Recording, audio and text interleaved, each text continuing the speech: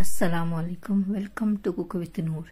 चलिए बनाते हैं एक बेहतरीन सा cake, choco chips chocolate cake, जो दिखने में जितना खूबसूरत है खाने में उतना ही मज़ेदार है और बनाने में उससे भी ज़्यादा आसान है।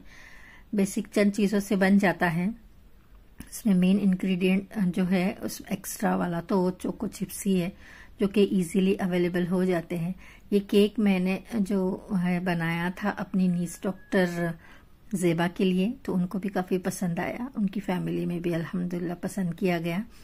तो चलिए बनाते हैं इस केक को। तो सबसे पहले हम ड्राई इंग्रेडिएंट्स को मिक्स कर लेंगे या छान लेंगे। छानना बेटर ऑप्शन है, और उसको छान के एक साइड में कर देंगे। और फिर उसके बाद हम जो है जो भी लिक्विड चीज़ें हैं वो एक साथ मिक्स करेंगे। तो अंडे जो है रूम टेम्परेचर पर होना ज़रूरी है, कम से कम 2 घंटे के लिए तो भी निकाल के रख दीजिए अगर आप फ्रिज में रखते हैं। फिर उसके बाद पिसी हुई चीनी की जगह पे आप रेगुलर शुगर यूज कर सकते हैं, क्योंकि वैसे भी इसमें पिस ही जाना है। और ऑयल की जगह पे आप तेल ये जो है बटर यूज कर सकते हैं, इवन घी भी यूज कर सकते हैं। अब जो है ना मैंने इसमें अगर आपको वेनिला एसेंस दिखेगा रेसिपी कार्ड में, बट मैंने नहीं डाला है क्योंकि कोको से जो बनी हुई चीजें रहती है उसमें मस्ट नहीं है। तो अगर नहीं डाले तो भी चलेगा, अगर आपको डालना है तो आप डाल सकते हैं।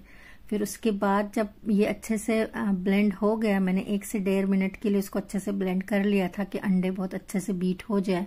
फिर हल्के हाथों से एक ही डायरेक्शन में जो है उसको ड्राई इंग्रेडिएंट्स को हमने डाल देना है। और फिर दूध भी जितनी ज़रूरत हो, जैसे मुझे 1/4 कप लगा था, हो सकता है आपको उससे कम भी लगे, हो सकता है थोड़ा ज़्यादा भी लगे, लेकिन रिबन कंसिस्टेंसी आने तक ही आपने जो है वो दूध डालना है। और फिर ये जो चोको चिप्स है उसको डस्ट करके ही डालना है थोड़े से आटे में, इस वजह से कि अदरवाइज अगर आपने डायरेक्टली डाल दिए तो फिर वो बेकिंग के टाइम पर पूरे नीचे बैठ जाएंगे। अब ये देखिए मैंने इसको डस्ट कर लिया था।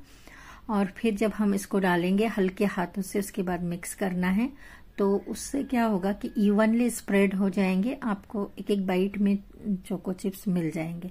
अब ये है मैंने डस्ट कर लिया था फ्लावर से इस बर्तन को, लेकिन आप जो है कोको पाउडर से कीजिए, क्योंकि फिर बाद में जब हम उसको डिमोल्ड करते हैं तो उसके जो ट्रेसेस थोड़े से लग जाते हैं, तो वो फिर वो व्हाइट केक नहीं नजर आएगा। ऊपर से थोड़ा सा चोको चिप्स डाल दीजिए गार्निशिंग के लिए। और फिर सेम मैंने इसको इसी पतीली में या इसी देगची में मैंने इसको बेक कर लिया था। मुझे 30 मिनट लगे थे केक बेक होने में। और जब टूथपिक जो है सही से निकल जाए क्लीन, तो समझ लीजिए कि आपका केक बन गया। थोड़ा सा ठंडा कीजिए और फिर डीमोल्ड कर दीजिए। तो मैंने इसको थोड़ा ठंडा कर दिया और फिर उसके बाद मैंने इसको कट कर लिया था।